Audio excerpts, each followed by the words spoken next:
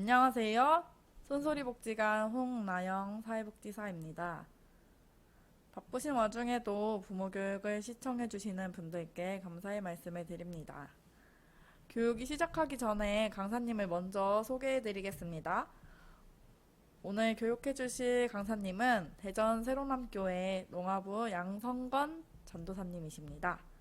작년에도 유튜브 생중계를 통해 강의를 진행해 주셨는데요. 그때 워낙 반응이 좋았어서 제가 어렵게 다시 한번 모시게 되었습니다. 비록 코로나19로 인해 직접 만나지는 못하지만 영상을 통해서 집중해서 잘 봐주시고요. 궁금하신 사항은 유튜브 댓글로 남겨주시면 감사하겠습니다. 네, 이제 강사님이 교육을 해주실 텐데 집중해서 잘 봐주시면 감사하겠습니다. 강사님 나와주세요. 안녕하십니까. 소개받은 양성건입니다. 작년에 그 소통 그리고 또 공감과 관련해가지고 그 생중계로 함께 여러분들 배웠었고요. 올해는 또 이렇게 녹화 방송으로 또 이렇게 여러분들 뵙게 되었습니다. 다시 불러주셔서 감사드리고요. 또 오늘 그 저번에 작년에 함께 했던 그 내용과 연장선상에서 그 공감 또 소통과 관련해 가지고 오늘 그 좋은 소통, 좋은 공감 누가 해줘야 할 것인가 라는 주제로 해서 좋은 대상 되기라는 제목으로 잡아봤습니다. 자, 좋은 대상 되기라고 했을 때 좋은 대상이 누구냐, 대상이 뭐냐 도대체 라고 이렇게 낯선 용어를 낯선 용어라 처음 접하셨을 텐데요. 대상이라고 하는 건요, 다른 사람입니다. 그러니까 내가 아닌 다른 사람, 아이 입장에서 다른 사람인 거예요. 그리고 부모 입장에서는 또 아이가 또 다른 사람, 그러니까 서로 대상인 거죠. 근데 오늘 우리가 갖고 있는 주제는 부모 교육이잖아요. 그래서 우리 부모님들이 아이에게 대상이라는 것을 좀 염두에 두고 오늘 강의를 시작해 보도록 하겠습니다. 대상관계라고 이야기합니다. 어떤 것이냐면 나와 다른 대상, 즉 다른 사람과 사이에서 성립하는 관계예요. 그러니까 그 사람이라고 하는 것은 그 누구나 다 대상과 대상 관계를 통해서 자신의 정체성, 세상에 대한 이해, 그리고 자신과 세상의 관계를 파악하는데 이는 삶의 다양한 영역에서 상호 영향을 미칩니다.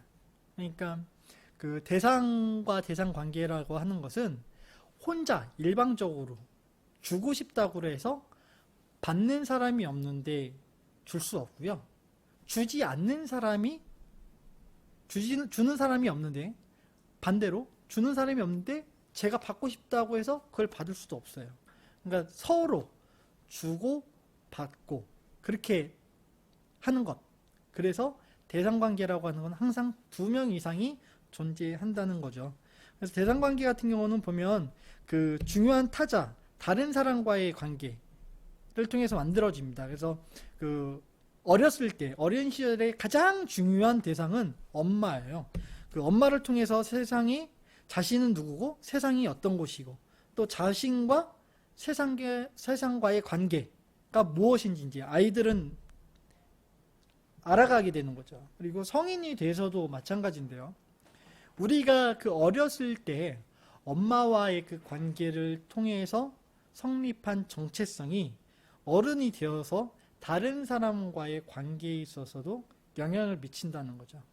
그래서 그 가끔 이렇게 보면 이야기하다 보면 부모님들이 자녀들 보고 그런 말 하는 경우 있어요. 쟤 저거 보면 나 꼭 어렸을 때 내 모습 보는 것 같아서 너무 싫어. 그래서 강압적으로 그걸 바꾸려고 하는 그런 경향들이 있거든요.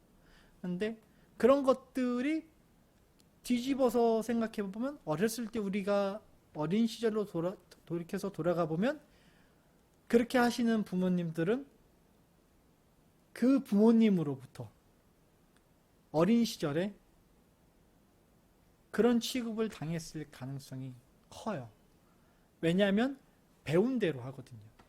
물론 가끔 배우지 않았는데 그러시는 분들도 있긴 해요.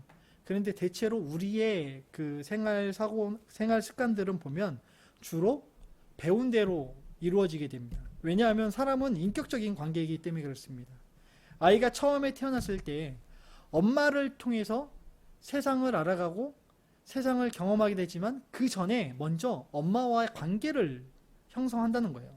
인격적인. 아이가 뱃속에 있을 때 엄마는 끊임없이 아이하고 이야기하잖아요. 아이가 듣든지 안 듣든지 상관없이 아이에게 막 얘기를 해요. 아이야 잘 잤니? 아기가 오늘은 발을 찼네? 아기가 이랬네? 저랬네? 하면서 이런저런 얘기를 뱃속에 있는 아이에게 합니다. 왜 하시죠? 아이가 사람이잖아요. 인격이니까 인격적으로 아이와 뱃속에 있는 아이와 대화를 나누시는 거잖아요. 그 대화를 나누었던 것을 이 아이는 세상이 태어나면서 동시에 엄마와의 관계를 통해서 본인의 정체성을 확인을 합니다. 그러니까 대상을 통해서 자기 존재감을 확인을 하는 거예요. 대상이라고 하는 것은 다른 사람이라고 했잖아요. 그러니까 엄마를 통해서 내가 어떤 사람인지를 확인을 하게 되는 거예요. 그래서 좋은 대상, 엄마가 이렇게 좋은 대상이 되어주면은 아이는 좋은 자기감을 갖게 돼요. 좋은 자기감이라고 하는 거는 좋은 대상을 통해서 엄마하고 좋은 대상 관계를 잘 형성할 때 잘 자라면서 정체성에 긍정적인 영향을 미친다라는 거죠. 그래서 만약에 아이들에게 좋은 자기감을 심어주고 싶다라고 하시면요, 우리에게 필요한 거는 품어주는 환경이 필요하다고 합니다. 왜요? 아이가 3살이 되기 전에 보통 성격이 어느 정도 형성이 된다라고 하는데 3살 버릇 8까지 간다라고 하잖아요. 그래서 보면 아이가 3살 이전에 부모님으로부터 많은 공감과 지지를 받은 아이 같은 경우는요, 마음의 안정을 느껴요. 그럴 때 안정적일 때 아이는 심리적 발달을 이루게 되거든요. 근데 만약에 엄마나 아빠가 공감을 많이 안 해준다. 그럼 이제 아이는 불안정을 느끼겠죠, 반대로. 그럼 아기는 불안에 취약하기 때문에 심리적으로 정체하거나 퇴행하는 모습을 볼 수가 있어요. 제가 아이가 4명이 있는데요. 큰 아이가 10살, 초등학교 3학년이고요. 딸아이입니다. 그리고 둘째 아이가 8살. 그리고 셋째 아이가, 둘째 아이도 딸이고요. 그리고 셋째 아이가 아들인데 6살. 그리고 넷째 막내가 4살. 2살 터울이에요. 그런데 참 감사하죠. 이렇게 날 줄 몰랐는데. 근데 처음에 저는 사실 첫 딸 낳고 아이를 이렇게 많이 할 걸 생각은 못했어요. 근데 둘째 아이가 생겼고 2살 터울로 2살 터울로 아이가 나왔을 때 큰 아이가 아기를 안아주지 말라 그런 거예요. 아기가 막 우는데 안아주지 말래요. 자기 안고 있으니까 내려놓으려 그러니까 울면서 자기 내려놓지 말고 아기 안아주지 말라고 계속 때를 써요. 제가 큰아이에게는 조금 너그럽게 대하고 넉넉하게 많이 받아줬거든요. 왜냐하면은 저도 첫째라 첫째의 마음을 알아서 그 첫째의 마음을 공감해 주겠다고 첫째 이야기를 잘 들었어요. 그래서 큰아이가 앉지 말라 그래서 끝까지 안 안아줬어요. 둘째 아이는 막 안아달라고 소리 지르는데. 자, 둘째 아이는 어땠을까요? 불안을 느꼈겠죠. 근데 큰아이는 어땠어요? 자기 요구를 들어줬으니까 아빠가 안정감을 느낀 거예요. 근데 큰아이가 안정감을 좀 느끼고 나니까 시간 지나고 나서 둘째 아이 그때 안아달래요. 안아줘도 된대요. 그래서 그때 둘째 아이 안아줬거든요. 근데 문제는 여기서 끝나는 게 아니고 셋째가 태어났는데 셋째가 막 울잖아요. 그래갖고 둘째 아이가 안아주지 말라고 하는 거예요. 자기 안아달라고. 큰애가 그랬던 것처럼 똑같이. 그러면 저는 큰아이한테 그랬던 것처럼 둘째 아이도 똑같이 둘째 아이의 말을 듣고 셋째 아이를 안아주지 말았어야 했는데 여기서 저의 실수가 있었습니다.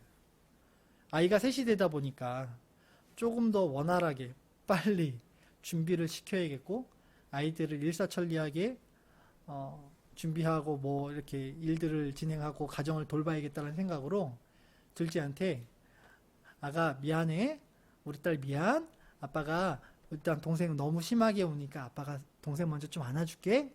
둘째가 악을 쓰는 거예요. 근데 안아주지 말라고. 근데 제가 다시 한번 둘째 아이를 설득했어요. 아빠가 미안해. 동생 안아줄게. 지금 첫째하고 셋째하고 넷째 아이는요, 굉장히 안정감을 느껴요, 아이들이. 특히 아빠에 대해서. 근데 둘째 아이는 좀 불안한 모습을 많이 보입니다. 제 잘못이죠. 좋은 대상이 제가 되어주지 못했던 거예요. 네, 보통 아이들이 3살 되기 전에 그 정체성이 형성이 되기 때문에 저와 저희 둘째 딸과의 그 관계는 다른 아이들에 비해서 단단하지 못한 게 현실이에요. 사실이고. 근데 둘째 아이도 변할 수 있으리라고 저는 확신합니다. 왜냐하면 변할 수 있고요. 실제로 그 전문적으로도 변할 수 있다라고 봐요. 그렇기 때문에 부단히 지금도 노력을 하고 있고, 저도 그 둘째 딸과의 그 관계를 회복하기 위해서 애착 관계를 다시 회복하고, 제가 우리 둘째 딸에게 좋은 아빠가 되어주기 위해서, 좋은 대상이 되기 위해서 여전히 부단히 노력하고 있습니다. 부단히 노력하고 있는 탓인지 그 덕분인지 둘째 딸과의 관계가 조금씩 좋아지고 있는 것 같아요. 그것도 좀 이따 다시 한번 말씀을 드리도록 하고요. 이 저희 둘째 아이가 저에게 대한 가지고 있는 마음이 이 대상 항상성이 불안한 거예요. 그러니까 대상에 대한 어떤 일정한 이미지가 있어야 되거든요. 그러니까 본인이 아기 때는 아빠가 안 안아줬잖아요. 근데 본인이 크면은 아빠가 해줄 줄 알았는데 언니는 다 해줬는데 동생한테는 안 해준 거예요. 동생한테 해주고 둘째만 안 해준 거예요. 그러니까 이 아이는 아빠에 대한 이미지가 일정하지 않은 거예요. 그러니까 맨날 이야기할 때 아빠는 언니만 해주고 동생들만 해주고 나는 안 해주고 이게 뭐야? 이렇게 얘기를 많이 합니다. 그러니까 대상 항상성이라고 하는 거는 부모가 갖는 게 아니고 아이가 갖는 마음이거든요. 유아가 갖는 능력인데 저희 둘째 아이 같은 경우는 지금 이 부분에 있어서 굉장히 지금 취약한 거예요. 예, 물론 이제 주 양육자인 엄마의 관계에서 형성이 된다고 해요. 근데 이제 제가 저의 아내를 뒷살 수 없기 때문에 지금 제 얘기를 한 거고요. 부모님 입장에서는 마찬가지입니다. 어머니 입장에서는 당연히 어머니가 아이에게 안정감과 불안정감을 줄 수 있어요. 근데 1차적으로 아빠도 마찬가지지만 엄마가 아이들에게는 정체성 형성하는데 더 깊은 영향을 미친다라는 거죠. 근데 아이가 대상 항상성을 유지한다라고 하는 것은요, 엄마가 눈앞에 있든 없든 엄마는 나에게 안정을 주는 존재야. 불안한 존재예요. 엄마가 어떻게 나한테 할지 몰라. 막 그런 존재가 아니라 나에게 우리 엄마는 무슨 일이 있어도 나를 품어주는 분이야 라는 인식이 있을 때 아이는 안정감을 느낀다는 거죠. 근데 만약에 그렇지 않다라고 하면은 부모로부터 거부당한 저희 둘째 아이가처럼 거부당한 경우는 성장하면서 회피적인 성격으로 바뀌어요. 그래서 다른 사람들이랑 어울리는 걸 싫어하고요. 다른 사람들이랑 대화하는 것들, 낯선 사람이랑 얘기하는 걸 또 특히나 싫어하게 됩니다. 근데 제가 저희 둘째가 그래도 그나마 좀 많이 개선되었다라고 얘기하는 게 말씀드릴 수 있는 이유는 이 녀석이 다른 사람들하고 관계에 있어서 그렇게 다른 사람들과의 관계는 회피적이지 않아요. 유독 아빠한테만 그래요. 근데 그것도 조금씩 좋아지고 있어요. 그러니까 아이가 3살이 넘었다고 하더라도 그것이 대상 항상성이 변화될 수 있다는 거죠. 근데 변화된다고 하더라도 그게 좀 오래 걸리긴 해요. 힘들어요. 어떤 부분이 힘드냐면 3살 이전에 3살 버릇 8까지 간다고 3살 때 이미 형성된 게 변하기는 너무 2배, 3배 혹은 그 이상의 노력이 필요하다는 거예요. 그렇기 때문에 그 노력이 지금 부모님 입장에서 여러분들 지금 강의 들으시는 부모님 입장에서 자제분들이 3살 미만인 분들은 지금 강의하는 그 내용들 잘 참고하셔서 실천을 하시면 될 것 같고요. 그리고 3살이 넘었는데 나는 어떻게, 아니요, 너는 어떻게가 아니라 부단히 2배, 3배 더 노력을 하시면 관계 개선이 조금씩 이루어질 수 있다라는 거 생각을 하시고 좀 이 강의를 좀 들어주시면 좋을 것 같습니다. 그래서 부모로부터 거부당한 아이들은요, 회피적이 되는데 어렸을 때 발달되지 않은 정서적인 문제 때문에 사회적인 어떤 관계 부분에 있어서도 어려움을 많이 느끼는 모습을 볼 수 있어요. 근데 내가 자존감이 높아야, 내 마음에 여유가 있어야 다른 사람을 따뜻하게 받아들일 수 있는데 거부당한 친구들은 대체로 다른 사람을 거부하는 모습을 많이 볼 수가 있습니다. 그래서 부모님으로부터 거부당하지 않는 것이 아이들에겐 되게 제일 중요하고요. 그런 아이들이 대체로 다른 사람들과의 관계에 있어서도 여유 있는 모습을 많이 보이고 있어요. 그렇다면 부모님이 자녀에게 줄 수 있는 좋은 대상의 방법 무엇이냐라고 했을 때 애착관계가 형성이 돼야 돼요. 그러니까 부모와 자녀가 밀착이 안 돼 있고 그 관계가 정서적으로 유대가 이루어지지 않았는데 이 아이가 다른 데 가서 애착을 느낀다? 그거는 조금 문제가 심각합니다. 그거는 위선적이고 가면성 연극장애일 가능성도 커요. 왜? 부모로부터 받아보지 않았거든요. 그러니까 내 부모로부터 받지 않은 아이들은 다른 사람들에게 그거를 온전히 주지 못해요. 왜냐하면 안정적인 애착이 형성이 되어야 아이는 그로부터 말미암은 안정적인 행위가 나올 수 있거든요. 그렇다면 이를테면 이래요. 아이가 울 때 엄마가 빨리 그거에 대해서 응답을 해준다라면 이 아이는 안정감을 느끼는 거예요. 그러니까 아빠들은 잘 모르는데 엄마들은 울음소리 들으면 아시잖아요. 건청인 엄마들 같은 경우는 울음소리 들으면 이게 아이가 배가 고파서 우는 건지, 그리고 또 졸려서 우는 건지, 뭐 기분이 나쁜 건지, 짜증이 나는 건지 구별을 해요. 근데 우리 농인분들은 물어보니까 얼굴 표정 보면 이게 느낀대요. 그리고 이제 울림을 통해서도 또 이제 들으시는 분들도 있고요. 근데 어쨌든 엄마는 아이의 울음소리, 우는 모양만 보면은 이 아이가 기분이 좋아서 우는 건지, 배가 고파서 우는 건지, 짜증이 나서 우는 건지, 졸려서 우는 건지 다 안다는 거예요. 근데 그 부분에 있어서 엄마가 확인을 했을 때 아이에게 빠른 반응을 해주면은 아이가 애착관계가 잘 형성된다는 거죠.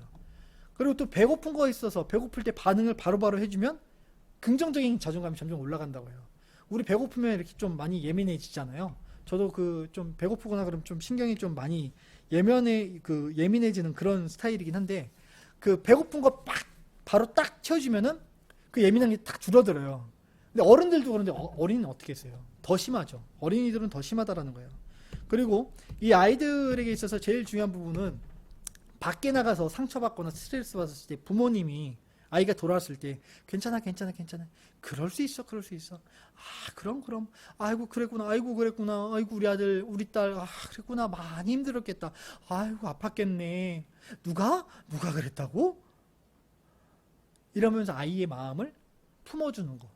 그러면 아이는 이제 곧장 안정감을 느끼죠. 근데 그 안정감을 느낀 아이는 엄마랑 잠깐 떨어진다고 하더라도 세상에 대해서 이렇게 두려운 마음들을 좀 상대적으로 좀 상쇄가 되는데요. 근데 그 부분에 있어서 좀 취약한 아이들은 낯선 세상에 대해서 경험하는 걸 좀 두려워하고 소극적인 모습을 좀 볼 수 있는 것 같습니다. 그래서 가장 중요한 거는 보면 아이들이 좀 키도 잘 자라고 건강하게 자라기를 원하시잖아요. 부모하고 관계가 잘 된 아이들이 먹기도 잘 먹고요. 그러다 보니까 신체도 좀 이렇게 잘 자라게 되고 정서적으로 안정적이다 보니까 잠도 잘 자고 성격도 좋아지고 그러다 보면 다른 사람들과 사회적 관계도 양호한 어떤 그런 모습들을 볼 수가 있습니다. 그런데 그 반대로 그것이 잘 형성이 되지 않으면 대인관계에서도 문제 생기고 감정 조절 못하고 전혀 엉뚱하게 부모가 아닌 다른 사람에게 집착하는 모습을 볼 수 있어요. 그러니까 스토커라 그러죠. 스토커도 어떻게 보면은 애착 관계가 잘 형성이 되지 않은 사람의 모습이기도 한데요. 자녀분들이 우리 아이들이 안정적으로 자라게 하고 싶다라고 하면은 3살 이전에 부모님들께서는 반드시 무조건적인 품어줌으로 아이들에게 공감을 해주시고요.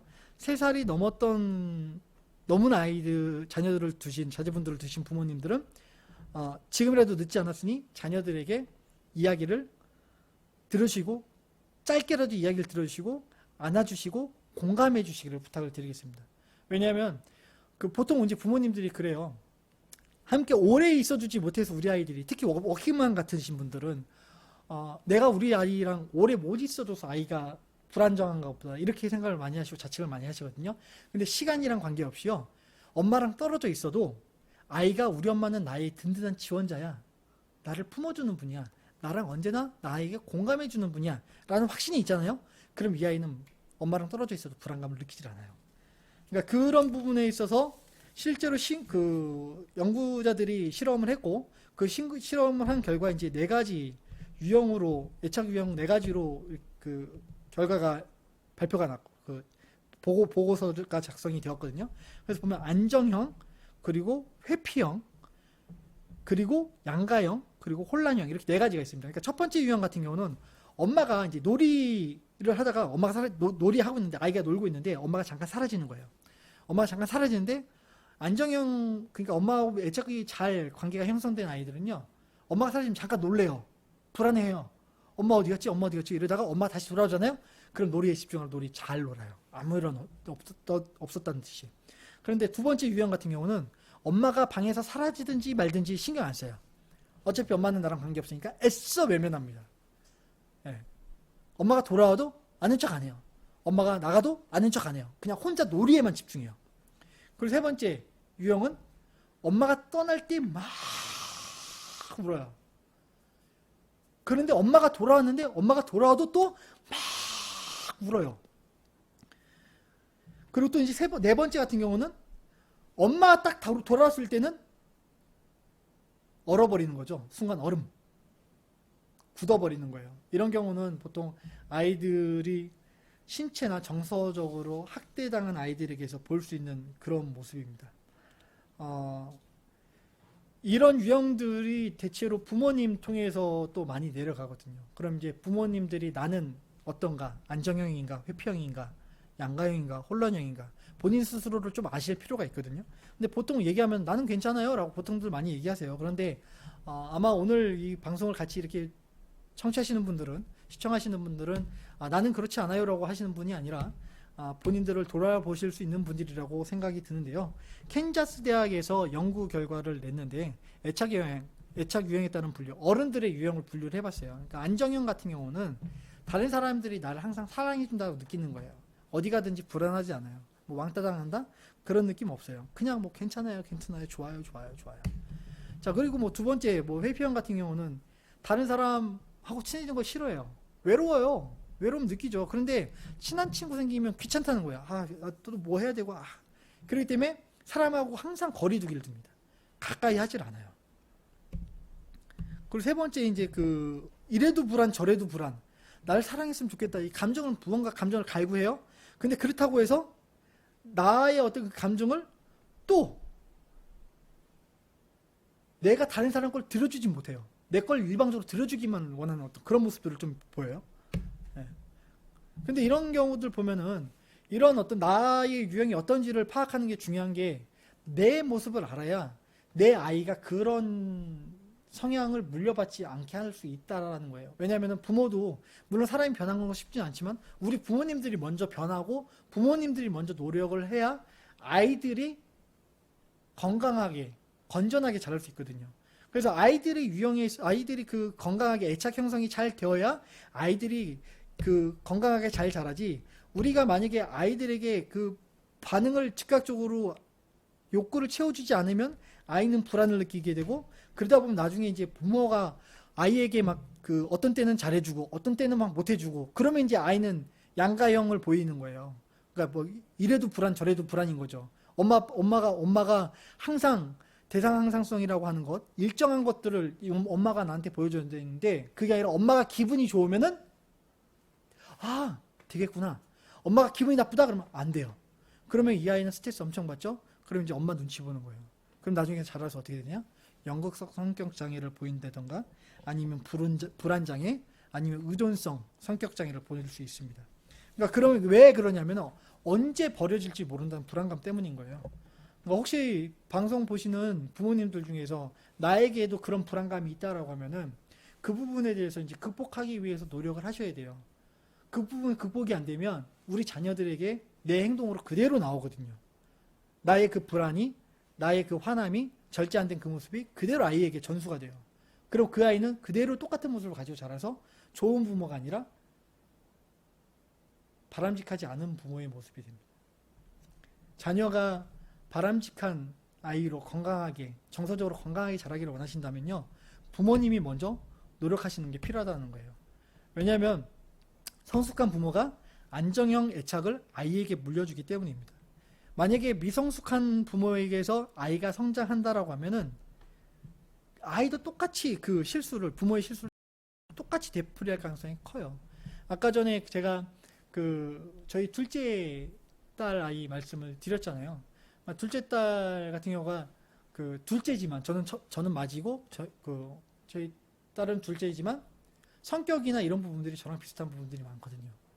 근데 그래서 그런지는 잘 모르겠는데 어떻게 보면 제가 저희 부모님으로부터 받았던 거를 저희 둘째한테 그대로 하고 있는 것 같아요. 그대로 했던 것 같아요. 그래서 둘째 아이가 더 좀 그런 모습을 보이지 않았을까. 그러니까 첫째 아이 같은 경우는 안정감을 느끼는 게, 첫째는 좀 저희 아내를 좀 더 많이 닮았거든요. 그래서 제가 첫째 아이가 얘기하면은 모든 걸 다 들어줘요. 아이고 우리 딸 그랬구나. 아이고 힘들었구나. 아이고 저런. 아이고 야 너 얼마나 속상했겠니. 아, 많이 힘들었지. 동생들 그래서 많이 짜증났지. 아이고 아빠도 알아. 아이고 우리 딸 힘들었겠다. 아 그래. 아이고 많이 힘들었겠네. 그리고 안아줍니다. 그럼요. 아빠 저 안아주세요 이러고 오기도 하지만 안겨있다가 아무렇지 않게 가만히 있다가 아빠 이제 괜찮아졌어요 이러고 또 가요. 근데 둘째는요, 아이가 어떤 행동을 보이면 제가 화가 나요. 저랑 똑같은 모습을 보이니까. 가르쳐 주지도 않았는데 똑같은 모습을 보이니까, 어렸을 때 제가 잘못했던 그 모습 보니까 막 화가 나요. 그러면은 품어주기보다는 야 아빠가 그거 하지 말라 그랬지, 지적부터 하는 거예요. 그런데 제가 어렸을 때 저희 부모님한테 그런 지적을 많이 받았었거든요. 잘못했을 때. 맞이니까, 장남이니까. 또 저희 부친께서는 제가 종손이니까 종손이 그러면 안 된다는 어떤 그런 부분들에 대해서 좀 압박가 아닌 압박을 좀 주셨던 그게 있어서, 둘째 아이가 그럼 저도 예민하게 받아들이는 거예요. 근데 그 둘째 아이가 지금 저랑 똑같이 동생들을 나무라고 있더라고요.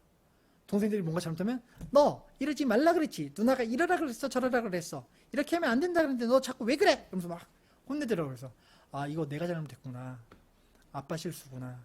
그래서 요즘에는 제가 둘째 아이를 조금 더 신경을 많이 쓰고 많이 안아주려고 하고 많이 들어주려고 하고 노력을 많이 하고 있어요. 그래서 어떤 때는 진짜 말도 안 되는 거 가지고 투정 부릴 때 있거든요. 그럼 정말 화나는데 부모가 참지 못하면요, 아이는 배울 기회가 사라져요. 그래서 저도 화가 나지만 속을 꾹 누르고 큰아이에게 했던 것처럼 둘째 아이에게 똑같이 해봤어요. 우리 아람이, 우리 아기, 우리 둘째 많이 힘들었지? 그래, 그랬겠구나. 아유, 속상했겠다. 그랬더니 이 아이가요, 조금씩 변하더니 오더니 그러는 거예요. 아빠 나 안아주면 안 돼요? 그러는 거예요. 안아줬어요. 안아줬더니 아빠한테 떠나기 싫대요. 계속 안아달래요. 그랬더니 조절 이런저런 얘기 저런 얘기 학교에서 이랬는데요, 누가 이랬는데요, 이런 얘기 저런 얘기 막 하는 거예요. 왜 그럴까요? 공감해 달라고요. 아까 전에 자기한테 우리 딸 많이 힘들었겠다, 그랬구나, 속상했지 라고 해줬던 게 이 아이는 좋았던 거예요. 그러니까 와서 또 해달라고, 또 그랬구나 해달라고, 또 공감해 달라고 와서 또 계속 얘기를 해요. 다 아이고 그래 그랬구나, 우리 딸 그랬구나 하면서 계속 해줬어요. 그랬더니 자기가 할 얘기 다 끝나고 나니까요, 아빠 저 이제 가서 잘래요 그러고 가는 거예요. 그러면서 가면서 아빠 감사합니다, 안녕히 주무세요 그러고 가는 거예요. 제가 변하려고 노력하고 제가 참고 성숙한 부모가 되려고 노력했더니 아이도 성숙해지는 모습을 보이더라고요. 그리고 거기서 끝나는 게 아니라 동생들한테 막 나무라기만 하던 이 녀석이 제가 조용히 불러서 아빠가 그때 아람이 안아줬을 때 느낌 어땠어? 좋았어요. 그러면 혼낼 때는 싫어. 그럼 동생들은 아빠가 안아줄 때 좋아할까, 혼낼 때 좋아할까? 안아줄 때. 그러면 동생들은 누나가 안아줄 때 좋을까, 혼낼 때 좋을까? 안아줄 때. 그러면 아빠가 생각할 때는 우리 둘째가 동생들 안아주면 좋을 것 같은데 할 수 있겠니? 해볼게요. 제가 노력하니까 아이는 금방 바뀌더라고요. 저는 그 노력을 하기 위해서 진짜 몇 번을 참고 또 참고 또 참고 곱씹고 했지만 저의 그 단 한 번의 행동으로 인해서 둘째 아이는 쉽게 본인의 애착을 표현하는 모습을 볼 수 있었습니다. 그렇다고 하면 안정적인 애착 변화를 하려면 어떻게 하면 좋을까요? 믿을 만한 대상을 먼저 찾으십시오. 나는 그런 사람이 없는데요. 주변에 분명히 계십니다. 우리들이 이야기하면은 마음 편하게 놓고 이야기하실 수 있는 분들 있잖아요. 그런 분을 찾아가셔서 같이 이야기를 하셔요. 그러면 그분들이 잘 들어주시잖아요. 그럼 그 모습을 보고 나 이제 속 시원해졌다. 그렇게만 생각하지 마시고 그분의 잘 들어주시는 그 모습을 배우시기를 바랍니다. 그리고 그 배우신 것으로 여러분들의 자녀분들에게, 자제분들에게 좋은 대상으로서 좋은 부모님이 되어주십시오. 그 가장 첫 번째 출발은 공감입니다. 그랬구나. 그랬구나. 자, 그럼 이제 마지막으로 오늘 그 4가지 감정을 잘 주고받는 방법 4가지를 이야기하고 정리하도록 하겠습니다. 첫 번째 이제 안정형 애착을 물려주는 거예요. 이거는 이제 부모님의 성숙과 관련돼 있습니다. 부모님이 성숙해야 자녀도 그 성숙함을, 안정감을 그대로 물려받을 수 있어요. 그래서 부모가 계속 불안한 모습을 보이면 자녀들도 불안한 모습을 보일 수밖에 없으니까 그 불안하지 않은 모습으로 아이들이 불안정하게 느끼지 않도록 부모님들이 눈높이를 맞춰 주셔야 돼요. 눈높이를 맞추는 거는 키가 큰 사람이 눈높이를 맞춰야 맞추는 사람도 키가 낮은 사람도 서로 편하지. 아이를 들어서 내 눈높이를 맞추겠다. 아이 들고 다녀보세요. 힘들어요. 그 안고 있으면 팔도 아프고요. 언제 떨어질지 모르고요. 안겨있는 아이도 불안해합니다. 그리고 두 번째로는 그 문제 해결 방법을 아이와 함께 좀 찾아보시면 좋아요. 그러니까 불안정한 애착의 연결고리가 뭔지 아이하고 대화를 하다 보면요 나와요. 그러니까 우리 딸은, 우리 아들은 언제 마음이 불편했어? 라고 얘기하면 처음엔 얘기 안 해요. 애착관계가 형성이 안 됐을 때는. 애착관계가 형성되는 아이들하고는 다릅니다. 애착관계가 형성되는 아이들은요 얘기 안 해도 자기가 먼저 쫙쫙쫙 얘기를 해요. 근데 불안관계가 있는 불안정 애착을 보이는 아이들은요 무언가 이야기하는 부분에 있어서 불안함을 많이 느끼기 때문에 솔직하게 얘기를 안 해요. 솔직하게 얘기를 안 했거든요. 근데 솔직하게 얘기할 수 있게끔 자꾸 공감해주고 그랬구나 자꾸 2번, 3번 이렇게 말씀을 하시다 보면 아이들이 그 문제를 문제의 원인이 뭔지 스스로 발견을 해요. 그러면 이제 부모님과 함께 그거를 해결할 수 있는 그 동인이 되니까 해결이 가능할 것 같고요. 그 다음 3번째로는 애착을 안정시켜야 됩니다. 그러니까 애착을 안정시키는 가장 큰 원동력은 뭐니 해도 공감이에요. 그래서 그랬구나.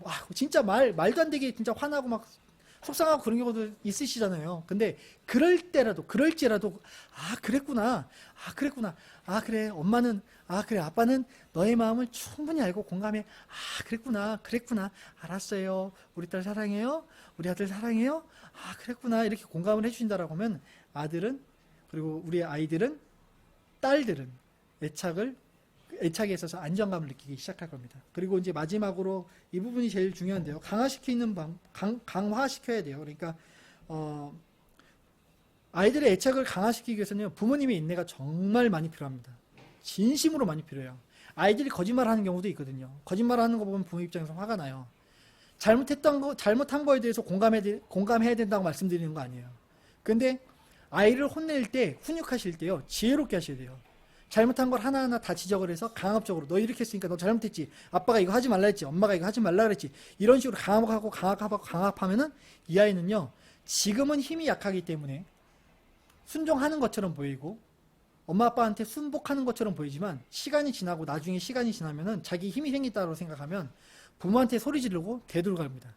사춘기 때 아이들이 부모에게 힘들게 하는 아이들은요 대부분 어렸을 때 엄마한테 아빠한테 뭔가 불만을 잔뜩 가지고 있었던 거예요. 그때는 표출 못하던 게 이제 컸으니까 표현한다 그러는 거예요. 물론 이제 사춘기 지나면서 나는 정말 부모는 잘해줬는데 왜 이럴까 하는 아이들도 간혹 있어요. 그런데요 죄송합니다. 솔직하게 돌아보세요. 냉정하게 평가하세요. 부모의 자신을 냉정하게 평가 안 하면요 자녀들에게 좋은 부모는 절대 될 수 없고요. 내가 내 자신을 먼저 파악하지 못하면요. 좋은 대상으로서 아이들에게 다가갈 수 없습니다. 나의 부족함, 나의 모자람 인정하고 내가 무엇을 실수하는지 그 부분에 대해서 아이가 행여라도 쓴소리한다라고 하면 받아들이실 수 있어야 되고요. 그거를 문제 해결하기 위해서 아이와 같이 토론도 하실 수 있어야 돼요. 아이가 무언가 잘못을 지적했을 때 부모님들은 대부분 화를 내죠. 그리고 아이가 거짓말했을 때 오히려 그것만 가져가서 너의 잘못을 네가 이렇게 했으니까 엄마가 이렇게 한 거라고 얘기를 보통 많이 해요. 그런데 그게 아니라 엄마는 이 부분 잘못했고 인정할게. 이 부분 고칠 수 있게 노력할게. 미안해. 라고 그 말 한 말씀 하시면요. 아이들은요. 눈 녹듯이 녹아요. 쌓였던 감정이 눈 녹듯이 녹아요. 그리고 그 관계는 금세 개선될 수 있습니다. 짧은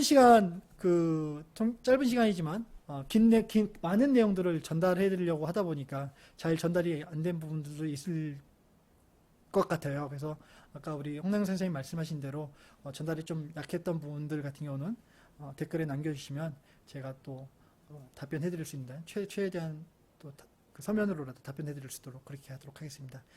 짧은 시간 혹은 또 긴 시간 수고 많으셨습니다. 감사합니다. 네, 교육 잘 들으셨나요? 네, 시청하시는 분들을 대신에 정말 좋은 교육을 해주셔서 감사하다는 말씀을 제가 대신 전달해 드리도록 하겠습니다. 네, 교육을 들으시고 궁금하셨던 부분 있으시면 언제든지 유튜브 댓글이나 아니면 저한테 개인적으로 남겨주시면 제가 강사님 통해서 전달해 드리도록 하겠습니다. 네, 지금까지 긴 시간 교육을 들어주셔서 진심으로 감사드립니다. 감사합니다.